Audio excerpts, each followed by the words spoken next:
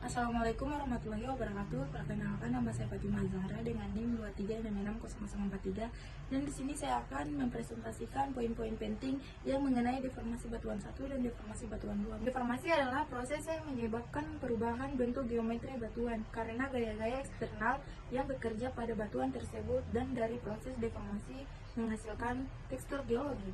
Gaya yang bekerja pada batuan disebut stres atau bisa disebut gaya atau satuan luas. Stres adalah gaya yang bekerja pada batuan dan perubahan volume.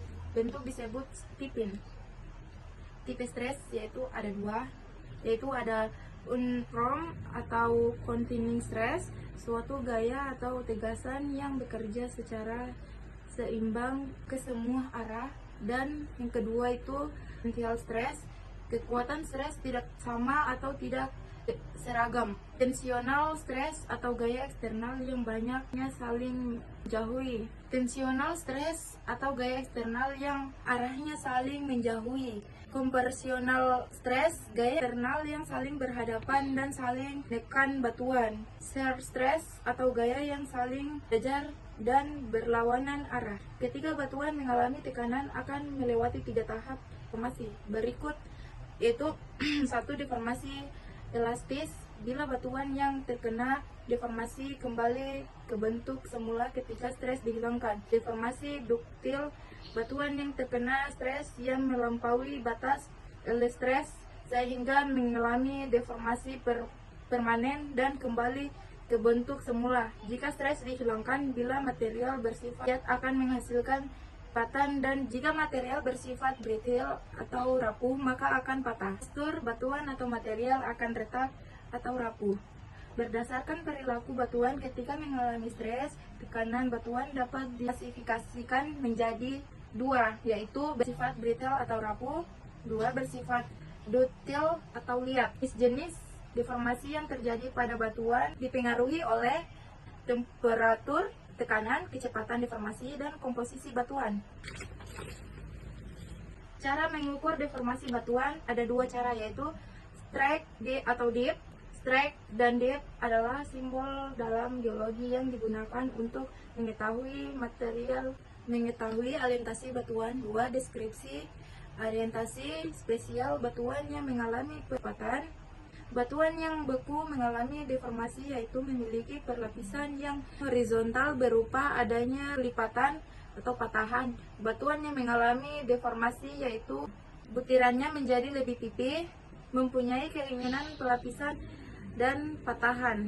Dan deformasi 2, fracture dan joint. Fracture adalah retakan atau rekahan sempit yang berupa bidang diskontinu yang merupakan hasil dari eksternal dan internal stres. Fraktur berdasarkan perpindahan relatifnya digolongkan menjadi 2, yakni extension fraktur dan shear fraktur dan shear fraktur.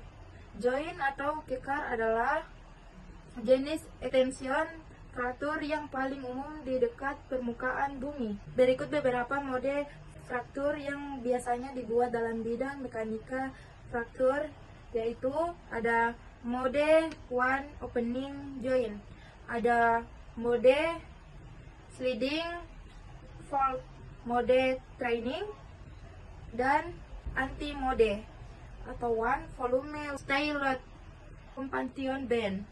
Kekar joint terdiri atas sistematis dan non-sistematis. Sistematis joint berdasarkan geometri retakannya, lurus, sejajar, berlubang, jaraknya juga kurang lebih konstan. Sedangkan non-sistematis, jarak, bentuk retakan atau rekahan tidak ada orientasi, sehingga geometrisnya tidak beraturan, tidak ada jarak atau spasi kekar yang jelas sehingga polanya regular. Struktur kekar dapat dikelompokkan berdasarkan sifat dan karakter retakan atau rekahan, serta gaya yang bekerja pada batuan tersebut sebagai berikut.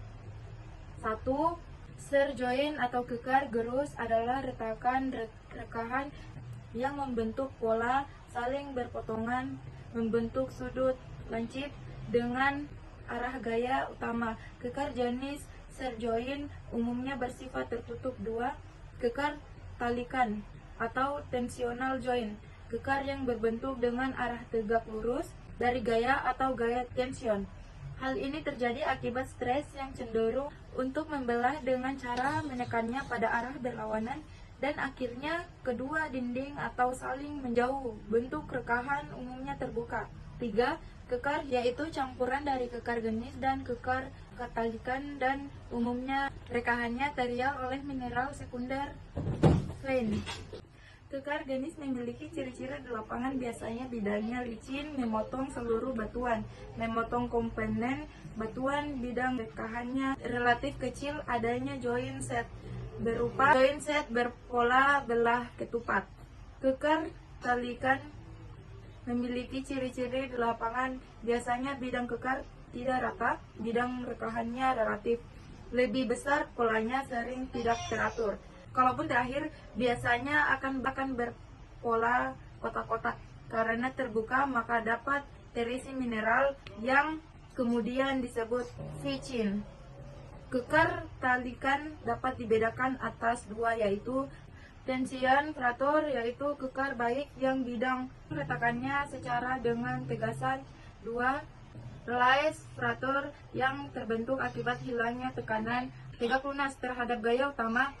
Struktur ini biasanya disebut stylolit. Penyebab terjadi atau terbentuknya kekar yaitu perennial strain hasil dari deformasi batuan. Unloading berupa batuan yang berkarang bagi overburden atau yang menjadi debu batuan. Menjadi beban batuan. Ini hilang sehingga membuat kekar. Cooling itu menjadi dua, yaitu dari magma mengalami kontraksi pada saat mengalami pendinginan dan ekshumasi. Kekar biasanya terbentuk karena proses tektonik dan non-tektonik. Dan sekian dari saya. Kurang lebihnya mohon dimaafkan. Billahi taufiq wal hidayah. Assalamualaikum warahmatullahi wabarakatuh.